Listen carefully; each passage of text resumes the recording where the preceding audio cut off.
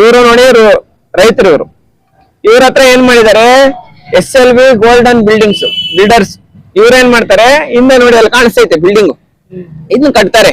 ಇದನ್ನ ಕಟ್ಟುವಾಗ ಇವ್ರಿಗೆ ಏನ್ ಹೇಳ್ತಾರೆ, ನೀವು ನಮ್ಗೆ ಲ್ಯಾಂಡ್ ಕೊಡಿ, ಅದ್ರಲ್ಲಿ ನಮ್ಗೆ 60%, ನಿಮ್ಗೆ ನಾವು 40% ಕೊಡ್ತೀವಿ ಅಂತ ಹೇಳ್ಬಿಟ್ಟು ಈಗ ಇವ್ರಿಗೆ ಏನ್ ಮಾಡಿದಾರೆ ಅಂದ್ರೆ ಕೇವಲ 29% ಕೊಟ್ಟು 11% ಕೊಟ್ಟಿಲ್ಲ. 11% ಇವ್ರು ಕೊಟ್ಟಿಲ್ಲ. ಇವ್ರೇನಾದ್ರು ಮಾತಾಡಕ್ ಏನಾದ್ರು ಹೋದ್ರೆ ಅವ್ರ ಕೈಯಲ್ಲಿ ಪೊಲೀಸವರು ದುಡ್ಡು ಕಾಸು ಬೇಕಾದಷ್ಟು ಐತಿ. ಇವ್ರ ಹಸ್ಬೆಂಡ್ ಇವ್ರೇನಾದ್ರು ಲೀಗಲ್ ಆಗಿ ನಾವು ಫೈಟ್ ಮಾಡ್ಬೇಕು, ಮೇಲಲ್ಲಿ ಇವ್ರಿಗೊಂದು ಮೇಲ್ ಹಾಕ್ತಾರೆ, ನೀವು ಬಂದ್ ನಮ್ಮ ಆಫೀಸಲ್ಲಿ ಮಾತಾಡ್ರಿ ಅಂತ. ಇವ್ರೋಗ ಆಫೀಸಲ್ಲಿ ಹೋಗಿ ಮಾತಾಡಕ್ ಹೋದ್ರೆ ಇವ್ರ ಮೇಲೆ ಕೇಸ್ ಮಾಡೋ ಕೆಲಸ ಮಾಡ್ತಾರೆ. ಹಂಗಾಗಿ ನಾವೇನ್ ಮಾಡ್ತೀವಿ ಅಂದ್ರೆ ಇವನು ಯಾರು ಇವ್ರಿಗೆ ಪಕ್ಕ ಫಸ್ಟ್ SLV ಗೋಲ್ಡನ್ ಬಿಲ್ಡರ್ಸ್ ಯಾರಿದ್ದಾರೆ ಇವ್ರ ನಂಬಕ್ ಹೋಗ್ಬೇಡಿ. ನೀವ್ ಯಾರ್ಯಾರು ಇಲ್ಲಿ ಬಿಲ್ಡಿಂಗ್ ಕೊಟ್ಟಿದ್ದೀರಾ, ನೀವ್ ಯಾರ್ಯಾರು ಜಮೀನ್ ಕೊಟ್ಟಿದ್ದೀರಾ, ನೀವ್ ಯಾರ್ಯಾರು ಇವ್ರ ಹತ್ರ ಅಗ್ರಿಮೆಂಟ್ ಹಾಕೊಂಡಿದ್ದೀರೋ ಪ್ರತಿಯೊಬ್ಬರಿಗೂ ಮೋಸ ಆತೈತಿ. ಅವ್ರ ನಂಬಕ್ ಹೋಗ್ಬೇಡಿ. ಫಸ್ಟ್ ಏನು SLV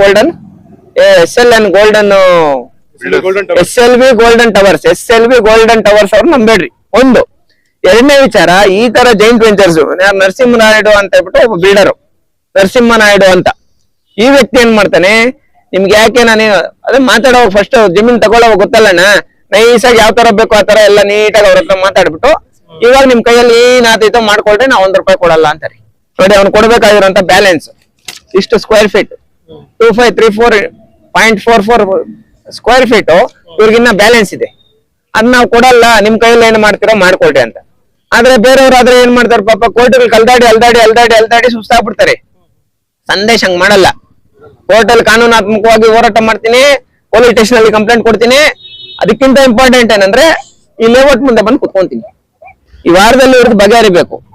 ಪಾಪ ಹುಡುಗಿ ಮಗುನ ಹಾಕೊಂಡು 7 ತಿಂಗಳು ಪ್ರೆಗ್ನೆಂಟ್ ಅಣ್ಣ ಪಾಪ. ಅವಾಗಿಂದ ಓಡಾಡಿ ಮಾನವೀಯತೆ ಬೇಡ ಇವ್ರಿಗೆ? ಮಾನವೀಯತೆ ಅನ್ನೋದು ಇರ್ಬೇಕಲ್ಲ ಅಂತ ಮಕ್ಕಳಿಗೆ. ನೋಡಿ ಇಂಥವ್ರಗ ಅವ್ರಿಗೆ ಏನ್ ಶೇರ್ ಬರ್ಬೇಕು, ನೀವೇನ್ 40% ಮಾತಾಡಿದಿರ ಅವ್ರು ಕೊಟ್ಬಿಡ್ರಿ. ಪ್ರೆಸೆಂಟ್ ಏನ್ ರೇಟ್ ನಡೀತೈತೆ ಆ ರೇಟ್ ಪ್ರಕಾರ ಕೊಟ್ಬಿಡ್ರಿ. ಇಲ್ಲ ನಮ್ಮ ಮೇಲೆ ಕೇಸ್ಗಳಾಗ್ಲೇನ ಪರವಾಗಿಲ್ಲ, ನಾವು ಬಂದು ಇಂತ 420 ಕೆಲಸ ಮಾಡೋರ್ ಮೇಲೆ ಅದೇ ಬಿಲ್ಡಿಂಗ್ ಮುಂದೆ ನಿಂತ್ಕೊಂಡು ಬೃಹತ್ ಮಟ್ಟದಲ್ಲಿ ನಮ್ಮ ಅಂಬೇಡ್ಕರ್ ಸೇವಾ ಸಮಿತಿಯಿಂದ ನಾವು ಹೋರಾಟ ಮಾಡ್ತೀವಿ. ಕಮ್ಯುನಿಟಿ ಅಲ್ಲ, ನಮಗೆ ಗೊತ್ತಿರೋಂಥವ್ರಲ್ಲ, ಕಷ್ಟ ಅಂತ ಹೇಳ್ಬಿಟ್ಟು ನಮ್ ತನಕ ಬಂದವ್ರಿ. ಅಂತ ಹೆಣ್ಮಕ್ಳು ನೋಡಿದಾಗ ನಮ್ಗೆ ಒಟ್ಟ ಉರಿತೈತೆ, ಚುರುಕು ಅನ್ಸೈತೆ ಮನ್ಸಿಗೆ. ಇವ್ರು ಗೊತ್ತಾಗಲ್ಲ, ಹೋಗ್ಲಿ, ಮಾನ ಮರ್ಯಾದೆ ಇರ್ಬೇಕಲ್ಲ. ಇದ್ರ ಜೊತೆಗೆ ಇವನು ಮೀಡಿಯೇಟರ್ ಒಬ್ಬನು ಲೋಕಲ್ ಅಲ್ಲಿ ಗೋವಿಂದರಾಜು ಅಂತ, ಅವನು ನರಸಿಂಹನಾಯ್ಡು ಮತ್ತೆ SLV ಗೋಲ್ಡನ್ ಟವರ್ಸ್ ಅವರು, ಇವ್ರು ಇಷ್ಟು ಜನ ಸೇರ್ಕೊಂಡು ನೋಡಿ ಇವ್ರ ಫ್ಯಾಮಿಲಿನ ಇವತ್ತು ಬೀದಿಯಲ್ಲಿ ನಿಲ್ಸುವಂತ ಕೆಲಸ ಮಾಡಿದ್ದಾರೆ. ನಾನು ಯಾವುದೇ ಕಾರಣಕ್ಕೂ ಸುಮ್ನೆ ಬಿಡಲ್ಲ, ಇವ್ರಿಗೆ ನ್ಯಾಯ ಸಿಗೋ ತನಕ ಸುಮ್ನೆ ಬಿಡಲ್ಲ. ಇದೇ SLV ಗೋಲ್ಡನ್ ಟವರ್ಸ್ ಮುಂದೆ ಕುತ್ಕೊಂಡು ಹೋರಾಟ ಮಾಡೇ ಮಾಡ್ತೀನಿ ಅಣ್ಣ. ಹೇಳಿರೋದು ರಾಜ್ಯಾದ್ಯಂತ ನಾವೆಲ್ಲೆಲ್ಲಿ ಹೋರಾಟ ಮಾಡಿದೀವೋ ಎಲ್ಲ ಕಡೆ ನಾವು ಹೇಳ್ಬಿಟ್ಟು ಮಾಡಿದೀವಿ ಅಲ್ವಾ. 40% ಅಣ್ಣ ಫಸ್ಟ್ ಏನ್ ಅಗ್ರಿಮೆಂಟ್ ಆಗ್ತೈತೆ ಅಂದ್ರೆ ಒಂದಷ್ಟು ಫ್ಲಾಟ್ಗಳು ನಿಮ್ಗೆ ಕೊಡ್ತೀರಿ, ಒಂದಷ್ಟು ದುಡ್ಡುಗಳು ನಿಮ್ಗೆ ಕೊಡ್ತೀರಿ ಅಂತ ಹೇಳ್ಬಿಟ್ಟು ಅಗ್ರಿಮೆಂಟ್ ಆಗ್ತೈತೆ. ದುಡ್ಡು ಕೊಟ್ಟಿಲ್ಲ, ಫ್ಲಾಟ್ಗಳು ಅದೆಲ್ಲ ಏನು ಕ್ಲಿಯರ್ ಏನ್ ಮಾಡಿಲ್ಲ ಸರಿಯಾಗಿ. ಇವಾಗ 40% ಅಲ್ಲಿ 29% ಕೊಟ್ಟವ್ರೆ. 29% ಕೊಟ್ಟವ್ರೆ. 11% ಯಾಕೆ ಕೊಟ್ಟಿಲ್ಲ? ₹1 ಆಗ್ಲಿ, ₹50 ಎಷ್ಟದು ಸುಮಾರು ಏನಿಲ್ಲ ಅಂದ್ರೂ ಇನ್ನ ಒಂದ್ 5-6 ಕೋಟಿ ಬರ್ಬೇಕು ಆ ಹುಡುಗನ ಪಾಪ. ಅವ್ರು ಹೇಳೋಂಥದ್ದೇನಂದ್ರೆ 1 ಪೈಸೆ ಕೊಡಲ್ಲ, ನಿನ್ ಕೈಯಲ್ಲಿ ಏನಾಗ್ತೈತೋ ಮಾಡ್ಕೊ ಅಂತ. ಅದೇಂಗೆ ಈಗ ಅವರು ಆ ತರ ರಿಪ್ಲೈ ಬಂದಿದ ತಕ್ಷಣ ನನ್ನ ಹತ್ರ ಬಂದಿದ್ದಾರೆ ಇವರು. ಈಗ ಅವರ ಕಡೆಯಿಂದ ಆ ತರ ರಿಪ್ಲೈ ಬಂದು ಮೋಸ ಆಗಿದ ತಕ್ಷಣ ನನ್ನ ಹತ್ರ ಬಂದವ್ರೆ. ನಾನೀಗ ಹಂತವಾಗಿ ಕಂಪ್ಲೇಂಟ್ ಕೊಡುವಂತದ್ದು ಮತ್ತೆ ಹೋರಾಟ ಮಾಡುವಂತದ್ದು, ಅವ್ರ ಗೇಟ್ ಮುಂದೆ ಕುತ್ಕೊಂಡು ಧರಣಿ ಮಾಡೋದು, ಇವೆಲ್ಲ ನಾಳೆಯಿಂದ ಮಾಡ್ತೀವಿ. ಸೊ ಇವತ್ತು ಇಲ್ಲಿ ನಿಂತಿದ್ದೀವಿ SLV ಗೋಲ್ಡನ್ ಟವರ್ಸ್ ಅಂತ ಒಂದು ಬಿಲ್ಡಿಂಗ್ ಮುಂದೆ. ಸೊ ನಮ್ಮ ಫ್ಯಾಮಿಲಿಯವ್ರು ಬಂದು ಇಲ್ಲಿ JD ಕೊಟ್ಟಿದ್ವಿ. ಸೊ ಎಲ್ಲರಿಗೂ ಗೊತ್ತಿದೆ JD ಅಂದಾಗ ಒಂದು ಪರ್ಸೆಂಟೇಜ್ಗೋಸ್ಕರ ಕೊಟ್ಟಿದ್ವಿ, 60-40 1% ಕೊಟ್ಟಿದ್ವಿ. ಸೊ ಆಲ್ಮೋಸ್ಟ್ 6 ಇಯರ್ಸ್ ಆಯಿತು ನಾವು ಕೊಟ್ಟು. 6 ಇಯರ್ಸ್ ಮುಂಚೆ 4 ಇಯರ್ಸ್ ಕಂಪ್ಲೀಟ್ ಆಗುತ್ತೆ ಅಂತ ಹೇಳಿದ್ರು. ಅದಾದಮೇಲೆ ನಾವು ಏನೇ ಇನ್ಫಾರ್ಮೇಷನ್ ಕೇಳಿದ್ರು, ಯಾವುದೇ ಡಾಕ್ಯುಮೆಂಟ್ ಕೇಳಿದ್ರು, ಇಲ್ಲಿವರೆಗೂ ಒಂದು ಡಾಕ್ಯುಮೆಂಟ್ ಅವ್ರು ಕೊಟ್ಟಿಲ್ಲ. ಅವ್ರು ಅದಕ್ಕೆ ಪ್ರೂಫ್ ಕೊಡಬೇಕು ಫಸ್ಟು ಕೊಟ್ಟಿದ್ದೀವಿ ಅಂತ. ಅದಾದಮೇಲೆ ABC ಅನ್ನೋ ಒಂದು ಟವರ್ ಇರುತ್ತೆ. ಸೊ ಅಂದರೆ G+4 ಅಂತ ಬಂದು 3 ಬಿಲ್ಡಿಂಗ್ ಇರುತ್ತೆ.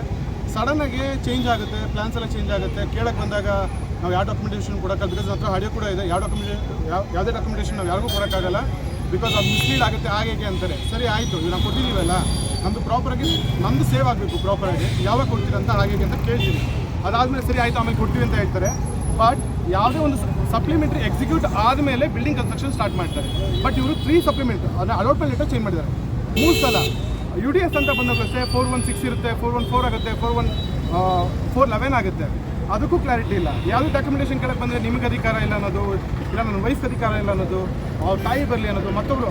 ಬಟ್ ಅವ್ರಿಗೆ ಯಾರಿಗೂ ಓದಕ್ಕೆ ಬರಲ್ಲ, ಬರೆಯೋಕ್ಕೂ ಬರಲ್ಲ, ಇವನ್ ಕನ್ನಡ ಗೊತ್ತಿಲ್ಲ, ಅವ್ರು ಓದೋಕ್ಕೂ ಬರೆಯೋಕ್ಕೂ ಬರಲ್ಲ. ಸೊ ಹಾಗಿದ್ದಾಗ ಅವ್ರು ಕನ್ಸೆಂಟ್ ಹೆಂಗೆ ತೊಗೊತಾರೆ ಅಂದು ಅದು ಕ್ಲಾರಿಟಿನೇ ಇಲ್ಲ. ಅದನ್ನು ಕೇಳಕ್ಕೆ ಬಂದಾಗ ರೌಡಿಸಮ್ ಮಾಡ್ತಾರೆ.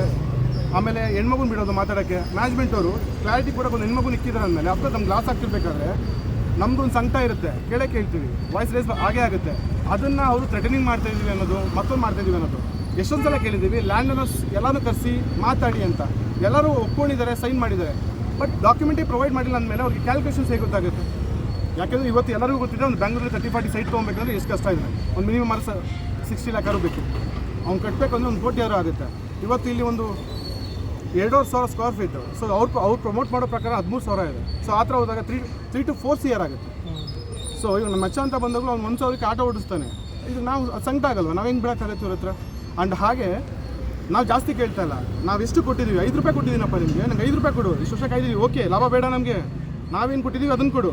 ಅದನ್ನು ಕೊಡೋಕ್ಕಲ್ಲಿ ಕಮ್ಮಿ ಹೇಗೆ ಅಕ್ಸೆಪ್ಟ್ ಮಾಡೋಕ್ಕತ್ತೆ? ಆ ಕಮ್ಮಿನ ಅಕ್ಸೆಪ್ಟ್ ಮಾಡಬೇಕಾದ್ರೂ ಕೂಡ ದೌರ್ಜನ್ಯ ಮಾಡ್ತಿರೋದವರು. ಏನು ಮಾಡ್ಕೋ ಕೊಡಲ್ಲ, ಏನಾಗುತ್ತೆ? ನಮ್ಗೆ ದೊಡ್ಡ ಇನ್ಫ್ಲೂಯೆನ್ಸ್ ಇದೆ, ನಾವು ನೋಡ್ಕೋತೀವಿ. ಹಾಗೆ ತುಂಬ ಮಾತಾಡಿದ್ದಾರೆ. ಇದು ಸಾಲ್ವ್ ಆಗಲಿ ನಾನು ಆಡಿಗಳು ರಿಲೀಸ್ ಮಾಡ್ತೀನಿ ಫರ್ದರ್. ಅವ್ರು ಮಾತಾಡಿದ್ದಾರೆ, ದೊಡ್ಡ ಹೆಸರುಗಳನ್ನ ತೊಗೊಂಡಿದ್ದಾರೆ, ಮತ್ತೊಂದು ಏನೇನು ಮಾಡಿದ್ದಾರೆ ಎಲ್ಲದಕ್ಕೂ ಪ್ರೂಫ್ ಇದೆ. ಆ್ಯಂಡ್ ಇನ್ನೊಂದು ಅವ್ರಿಗೆ ಫೆಬ್ ಮಂತಲ್ಲಿ ನನ್ನ ವಯಸ್ಸು 7 months ಇದ್ದಾಗ ನನಗೆ ಬರೋಕ್ಕೆ ಸ್ಟಾರ್ಟ್ ಆಗಿದ್ದು, ನಮ್ಗೆ ಇಶ್ಯೂಗಳು ಗೊತ್ತಾಗಿದ್ದು.